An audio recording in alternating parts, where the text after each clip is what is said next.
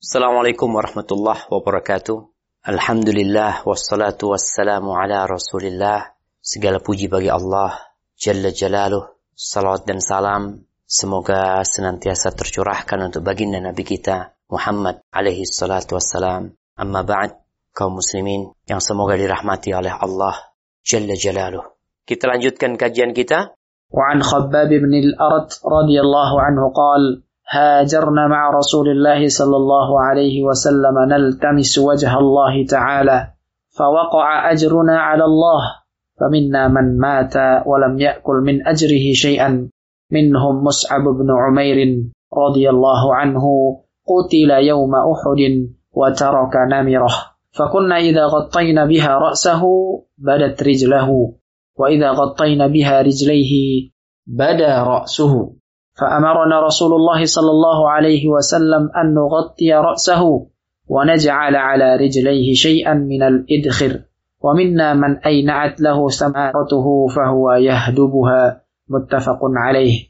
Dari Khabbab bin al-Arat radhiyallahu anhu, dia mengemukakan, kami pernah berhijrah bersama Rasulullah sallallahu alaihi wasallam dengan tujuan untuk mencari keridhaan Allah Subhanahu wa taala. Maka pahala kami ditetapkan oleh Allah Subhanahu wa ta'ala. Di antara kami ada yang meninggal dunia dan belum sempat menikmati hasil perjuangannya sedikit pun. Di antara mereka adalah Mus'ab bin Umair radhiyallahu anhu, sahabat yang terbunuh pada saat terjadi perang Uhud. Dia hanya meninggalkan sebuah kain wol yang kasar, di mana jika kami menutup kepalanya, maka akan tampaklah kedua kakinya. Dan jika kami menutup kedua kakinya, maka akan tampaklah kepalanya. Lantas Rasulullah sallallahu alaihi wasallam memerintahkan agar kami menutup kepalanya, sedangkan kedua kakinya ditutup dengan beberapa tumbuhan idkhir. Dan di antara kami ada yang telah matang buahnya, yakni hasil perjuangannya, maka dia pun memetiknya. Muttafaqun alaih. Ahibati fillah, ini Khabbab bin Arat, salah satu dari sahabat-sahabat yang masuk Islamnya lebih dahulu, yang dia disiksa oleh orang-orang Mekah. Dia pernah dibakar punggungnya. Dia dibakar sampai kering punggung dia, dan api itu mati karena tetesan air punggungnya ini sampai dia mati itu apinya.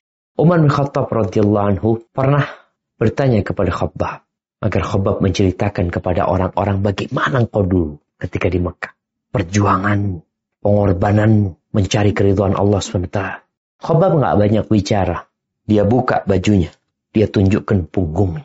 Maka Umar mengatakan, aku nggak pernah lihat punggung orang seperti punggungnya Khabbab. Bekas suka bakar itu. Kenapa Umar melakukan itu? Umar sekali lagi ingin memberikan pelajaran kepada orang-orang yang sudah merasakan kenyamanan dalam kehidupan ini, yang tinggal memetik buah perjuangan tersebut. Khabbab juga bercerita di sini. Bagaimana dia mengatakan, kami berhijrah bersama Rasul SAW.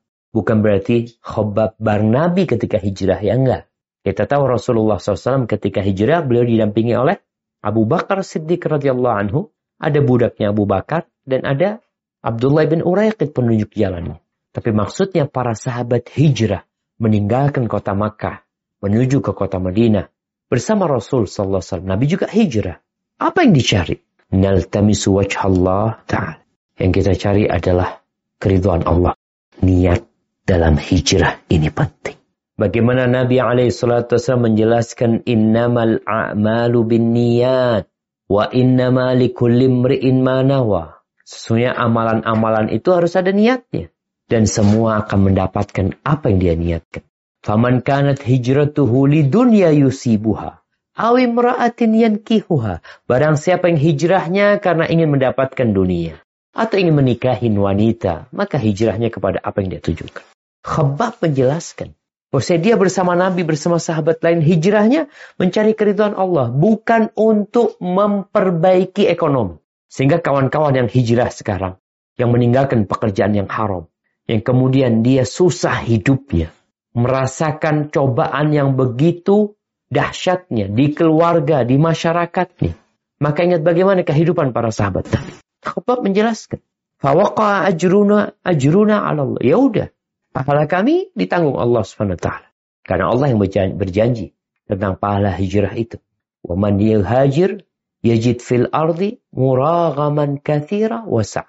Dia akan mendapatkan, kalau bicara urusan dunia Allah akan kasih. Urusan agama Allah akan kasih. Wa man yakhruj min baitihi muhajiran ila Allah thumma yudrikhul maut faqad waqa'a ajruhu 'ala Allah. Pada saat hijrah di jalan Allah kemudian dia mati, Allah sudah menanggung pahala buat dia, selesai. Terus kata Khabbab, faminna man mat, ada di antara kita yang mati belum merasakan pahala dia di dunia. Dia belum makan. Yang Allah janjikan Allah akan berikan keluasan, rezeki itu macam-macam, dia belum makan. Mati dia. Di antara mereka yang mati dan belum sempat menikmati. Siapa? Mus'ab bin Umair radhiyallahu anhu. Khabbab ingin mengingatkan agar orang-orang tahu dengan Mus'ab bin Umair. Dia adalah pendakwah pertama yang diutus oleh Rasulullah SAW untuk berdakwah ke kota Madinah. Nabi belum hijrah. Mus'ab ini udah dikirim ke kota Madinah bersama Abdullah bin Ummi Maktum. Bagaimana Mus'ab bin Umair berdakwah, dia meninggalkan segala kemewahan dalam hidupnya. Mus'ab ini punya ibu yang sangat memanjakan. Ketika ibunya tahu dia masuk Islam, maka Mus'ab diikat oleh ibunya, ditahan, dipenjara di rumahnya. Sampai ketika Mus'ab dengar para sahabat hijrah ke Habasyah, Mus'ab kabur dari rumahnya berangkat ke Habasyah. Lalu balik ke kota Mekah, kemudian dia hijrah lagi ke kota Madinah, tapi berangkatnya dia adalah untuk mengajar.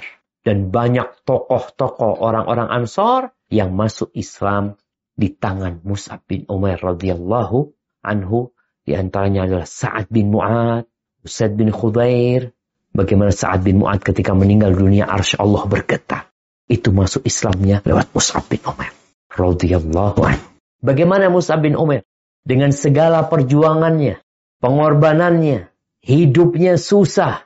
Dia meninggal dunia belum sempat merasakan dari buah perjuangannya. Enggak, mati. Ketika perang Uhud, dia waktu itu memegang panjinya orang-orang muhajirin. Dan dia terbunuh. Kata Khabbab, wa taraka namirah. Nggak punya apa-apa. Dia meninggalkan satu kain wol yang kasar. Fakunna idza ghattayna biha ra'sahu badat rijlah. Kalau kita tutupin kepalanya, kakinya kelihatan. Kakinya ditutupin, kepalanya kelihatan. Sekarang, kalau bicara orang mati, Masya Allah. Dikafani itu mungkin pakai 2-3 lembar. Ini satu aja nggak cukup. Untuk bungkus nggak bisa. Ditarik aja, ditutupin. Ditarik ke kakinya, kepalanya kelihatan. Kepalanya, ditarik ke kepalanya, kakinya kelihatan. Akhirnya, Rasulullah SAW menyuruh para sahabat untuk menutup kepalanya. Mana sahabat yang lain? Kenapa mereka tidak ngasih baju mereka? Ngasih sarung mereka? Kain mereka? Semuanya susah. Susah pada waktu itu. Kakinya dikasih apa? Dikasih tumbuh-tumbuhan kayak rumput. Namanya idkhir. Bayangin. Mus'ab bin Umair mati syahid. Seorang pejuang.